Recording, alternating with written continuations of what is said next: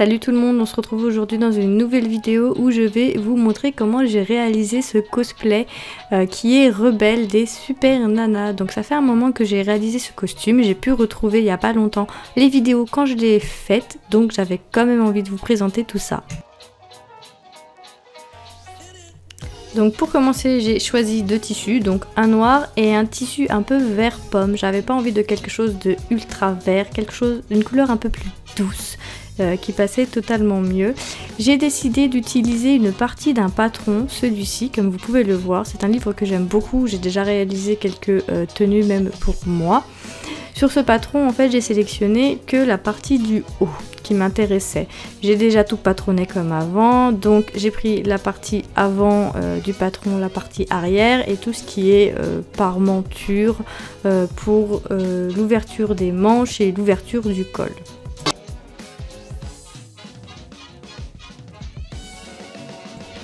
Ensuite, j'ai plié mon patron, étant donné que la partie que je plie, ça va être la partie noire du haut de la robe de Rebelle. Donc je n'ai pas envie qu'elle soit en vert, ce qui en soi est totalement normal. Donc le patron de base n'est pas comme ça du tout, hein. C'est moi qui ai pris les mesures et qui ai ensuite fait le traçage directement sur le patron.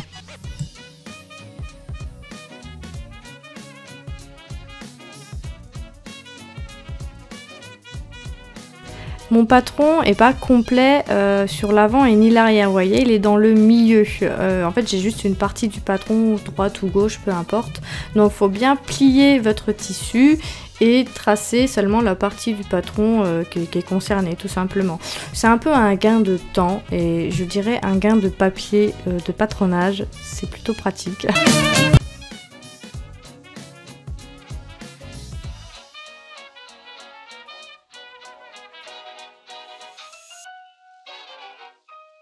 On n'oublie pas aussi les parmentures que je fais beaucoup dans des chutes de tissu.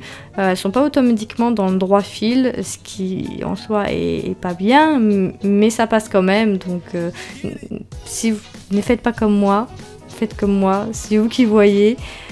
Dans tous les cas, les parmentures pour moi sont vachement importantes. J'en fais de plus en plus dans mes costumes et c'est une question de pratique, quoi.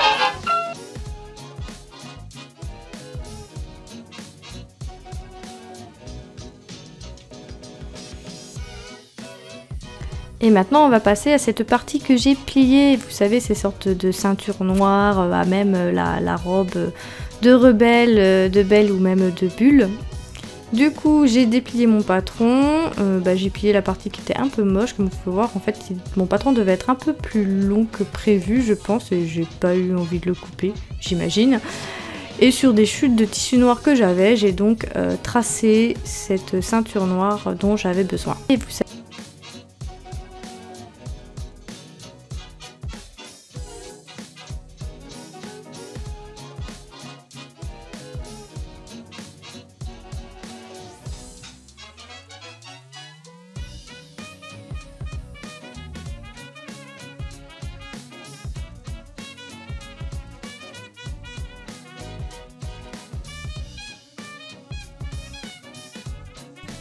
voilà à quoi ça ressemble quand vous avez juste piqué le tissu. Comme je vous ai dit, vous avez la partie du dessus verte et du coup la ceinture noire juste en dessous.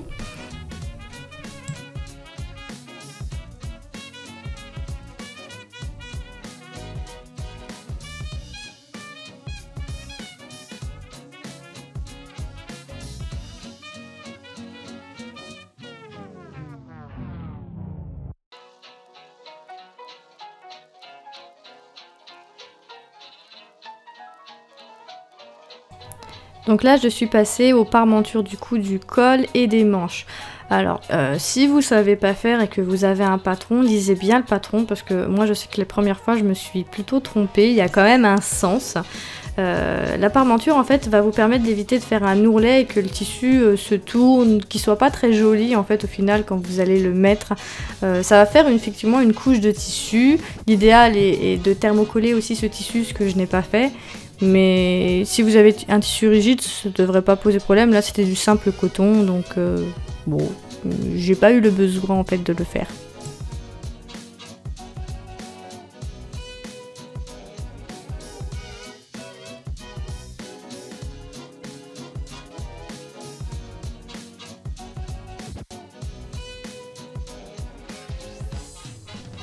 on pique donc directement après avoir cousu effectivement vos parmentures, parce qu'il y a des parties qu'il va falloir coudre. Donc ça effectivement je ne l'avais pas fait en vidéo. Et donc vous allez y poser directement sur vos manches.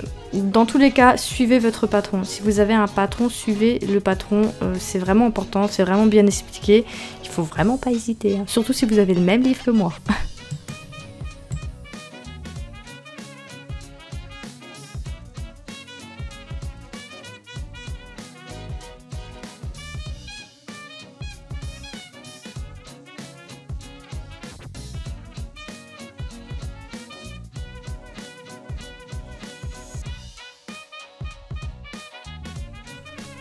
Donc voilà à quoi ça ressemble quand vous avez piqué vos parmentures et que vous avez cousu le tout. Donc vous allez me dire mais ça ressemble à rien du tout, c'est vraiment bizarre. Donc voilà, vous laissez tel quel. Vous voyez, ça vous fait des sortes de petites manches un peu bizarres. C'est limite trop mignon, mais non, vous n'allez pas le laisser à l'extérieur. Donc vous repliez dans l'envers votre t-shirt et en fait vous allez faire passer les parmentures dans l'intérieur de votre t-shirt. Enfin, vous allez plus voir en image, je vous laisse regarder.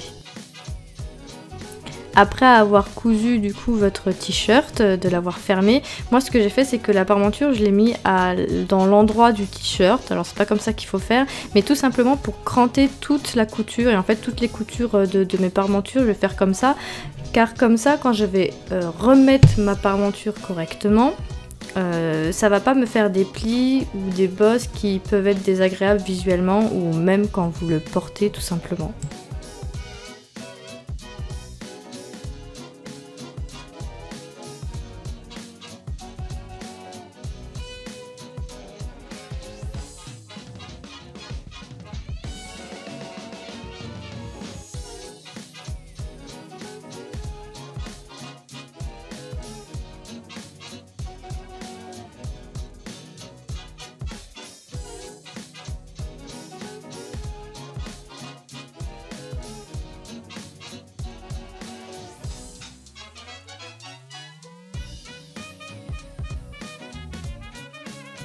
Après avoir fait tout ça, donc comme vous pouvez voir, j'ai remis à l'intérieur mes parmentures et je repasse tous mes plis, toutes mes parmentures pour que ça soit bien net, que ça soit bien propre.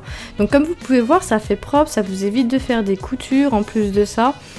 Franchement, je l'utilise cette technique depuis un moment et je l'utilise encore après cette vidéo car elle date quand même de 2017. Mais je vous conseille de faire la même chose, même si au départ c'est pas très joli. C'est mieux qu'une simple couture qui fait retourner votre tissu.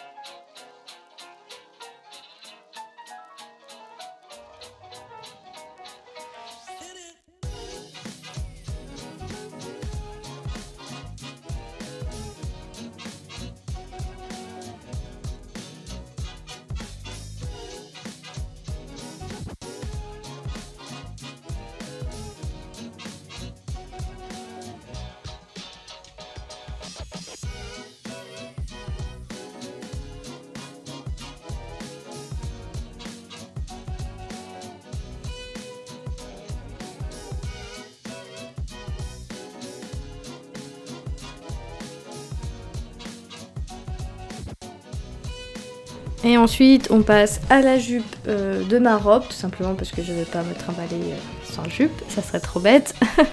Du coup j'ai pris en fait ce que j'avais en tissu, ce qui me restait en tissu, j'ai fait une grande longueur.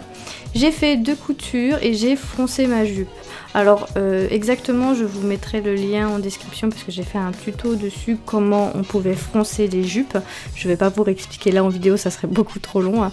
Et du coup là j'ai fait 2 coutures, j'ai froncé au maximum.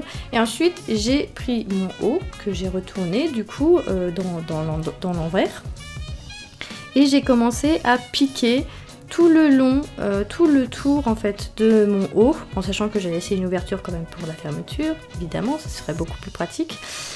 À la fin, il me restait plus énormément de tissu en fait. Je pouvais pas fermer ma robe. Donc ce que j'ai fait, c'est que j'ai défroncé un petit peu. Mes fronces, je les ai fait un peu moins serrées, tout simplement.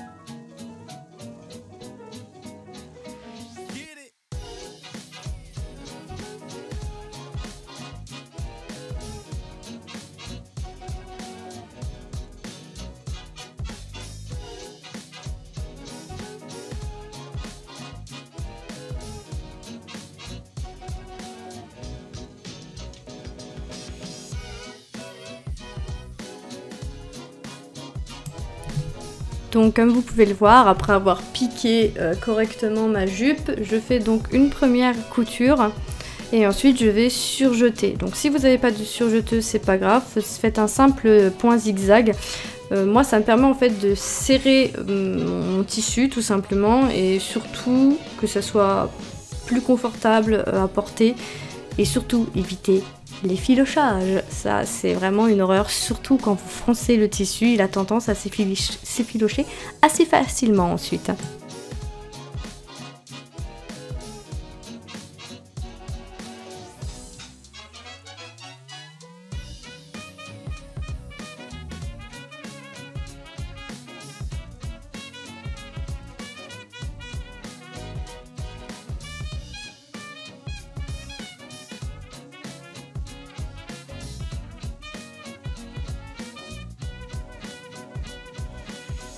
Donc ensuite on passe à la fermeture. Donc moi je l'ai posée sur le côté de la robe.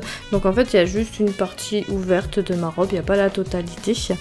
Et ce que je fais c'est que je la pose à la main. C'est rare que je pose mes fermetures à la machine tout simplement parce que j'aime pas trop ça, y poser à la machine. Des fois ça arrive ou voilà, je trouve pas ça agréable tout simplement. Ensuite je passe à l'ourlet et après c'est fini hein.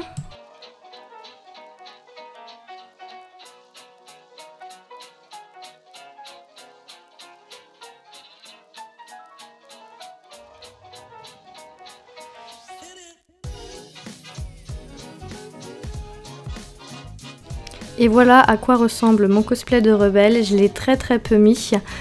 J'espère en tout cas que cette vidéo vous aura plu, j'espère que les prochaines vidéos aussi vous plairont et on se dit à la prochaine. Bye bye!